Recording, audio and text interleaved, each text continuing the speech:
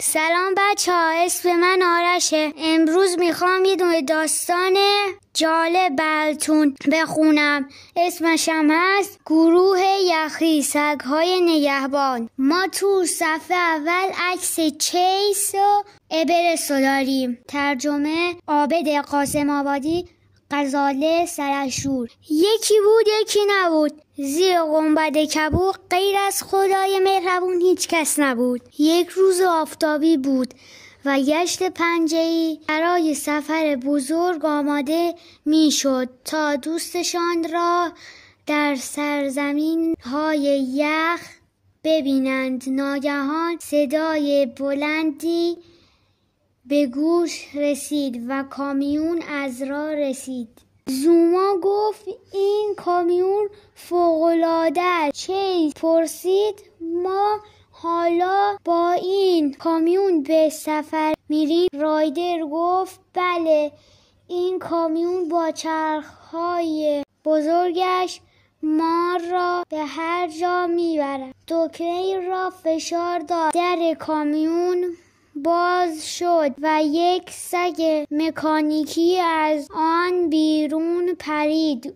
او گفت روبو راننده ما خواهد بود. داخل کامیون یک اتاق راحت، یک یخچال پر از خوراکی و یک جای بزرگ برای خودروهای گروه بود. وقتی رایدر جاهای مختلف کامیون رو به سگ‌ها نشان میداد، جیک در حال برقراری تماس تصویری با دوستش رایدر بود.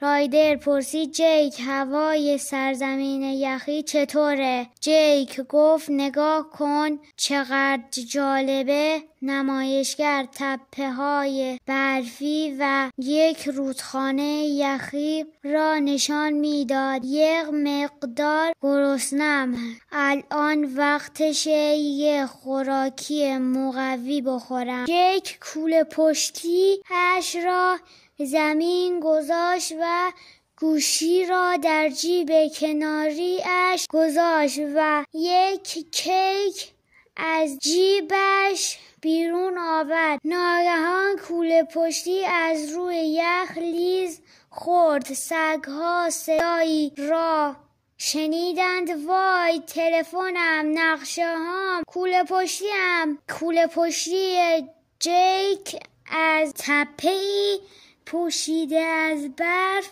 به پایین لیز خود. رایدر گفت جیک مواظب باش. جیک گفت الان میگیرمش. از جا پرید تا کوله پشتی را بردارد ولی نتوانست. کوله پشتی با همه وسایل جیک پایین رودخانه یخی افتاد. صفحه نمایشگری که روی آن بود سیاه شده بود. رابل با تعجب گفت جیک توی دردسر بزرگی افتاده. رایدر گفت سگ‌ها وسایل نقلیه خود را بردارید، وقت یه سفر هیجان انگیز رسیده. سگ روبو کامیون را روشن کرد. در کامیون باز شد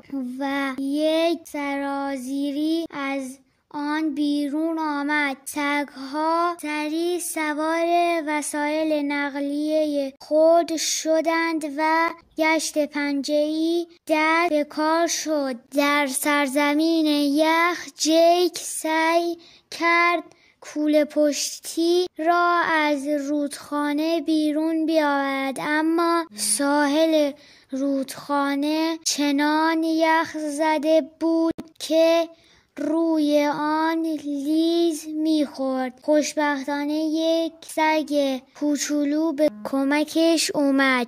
جیک گفت شیرینی‌های داخل کیف کجان. چند لحظه بعد خودش را معرفی کرد. سگ هم با صدای بلند گفت اسم من اورسته. من الان یه نفر رو نجات دادم. من همیشه دلم میخواست یک عملیات نجات واقعی انجام بدم. اورست گفت باید سریع بریم، یه طوفان تو راه. من نمیخوام اولین کسی رو که نجات دادم توی طوفان از دست بدم. بهتره به کلبه یخی من بریم. برای رسیدن به اونجا باید این کار رو انجام بدی. اورست روی شکمش دراز کشید و به پایین لیز خورد. جیک دنبال او به راه افتاد و فریاد زد پایین رو نگاه کن. دو دوست جدید روی یخ لیز خوردند و از کنار چند پنگوئن عبور کردند. هنگامی که به دشت‌های یخی رسیدند برف به شدت میبارید. گروه شروع به جستجو برای پیدا کردن جیک کرد. آنها به سرعت گوشی و کوله پشتی اش را پیدا کردند. رایدر گفت چرا جیک هیچ چیز خوردنی توی کوله پشتی اش ندارد؟ بعد متوجه چیزی در میان برف شد و با صدای بلند گفت من چند تا رد پا پیدا کردم. چیس بو میکشید و به دنبال رد پا رفت. ما بقیه سگها هم دنبالش را افتادند. رایدر گفت این رد پا ما رو به جیک میرساند. سگها رد پا رو دنبال میکردند. اسکای نگاهی به آسمون انداخت و گفت بهتره پرواز کنم و از اون بالا دنبالشون بگردم. رایدر به وسیله بیسیم از اسکای پرسید چیزی میبینی؟ اسکای گفت نه، فقط برف و یخ. اورست و جیک به یک پل باریک رسیدند که از میان یک دره عمیق و تاریک عبور میکرد. اورست گفت کلبه من در آن طرف پل یخی هست. جیک پرسید به نظر این پل طاقت وزن ما رو داره؟ اورست با صدای لرزان گفت امیدوارم. این تنها راه ما برای رسیدن به کلبه است. همین که به راه افتادن صدای ترسناکی شنیدند. قرچ قرچ. پل یخی در حال شکستن بود. درست موقعی که پل شکست اسکای شیرجه رفت و جیک و اورست را با طناب گرفت. اما قبل از آنکه آنها را به طرف دیگر دره ببرد طناب پاره شد. جیک فریاد زد بپر. اورست روی یک صخره فرود آمد ولی جیک داخل دره افتاد. او با انگشتانش لبه را گرفت و از دره تاریک آویزان شد. اورست فریاد زد نگران نباش، من گرفتمت. آستین جیک را گرفت و او را به سمت بالا کشید. گفت وای، 2 عملیات نجات در یک روز. آنها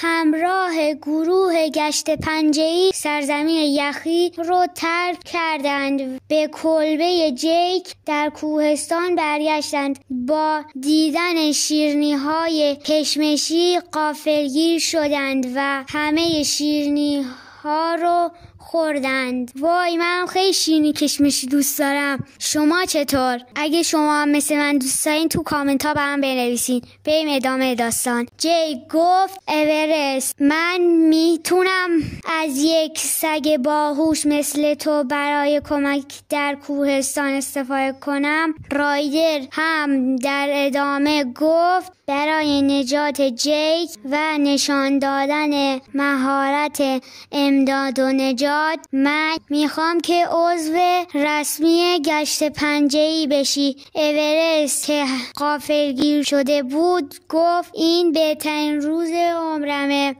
و بعد همه هورا کشیدند. بچه‌ها مرسی که داستان رو با صدای من گوش دادید. لطفاً اون زنگوله زیر رو بزنید. خدا حافظ تا داستان بعدی.